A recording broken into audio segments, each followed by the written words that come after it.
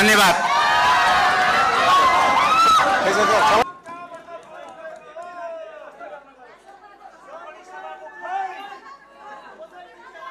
अब म नियमावलीको प्रतिवेदनको प्रस्तावना र नाम प्रतिनिधि सभा नियमावली मस्यौदा प्रतिवेदनको समितिको प्रतिवेदन 2083 को अङ्ग बन्योस् भनी निर्धार्थ प्रस्तुत गर्दछु।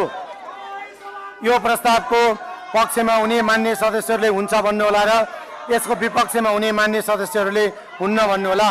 यो प्रस्तावको पक्षमा हुने मान्य सदस्यहरूले हुन्छ भन्नुहोस्।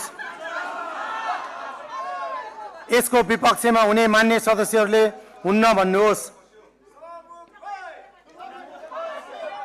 हुन्छ भन्ने पक्षका मान्य सदस्यहरूको बहुमत भएकोले नियमावलीको मस्यौदा प्रतिवेदनको प्रस्तावना र नाम प्रतिनिधि सभा नियमावली मस्यौदा समितिको प्रतिवेदन 2083 को अङ्ग बनेको घोषणा गर्दछु।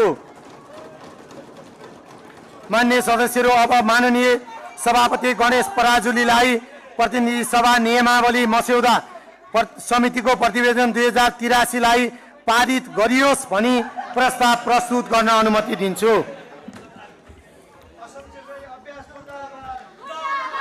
सम्माननीय सभामुख महोदयको अनुमतिले प्रतिनिधि सभा नियमावली मस्यौदा समितिको प्रतिवेदन 2083 लाई पारित गरियोस् भनी प्रस्ताव प्रस्तुत गर्दछु।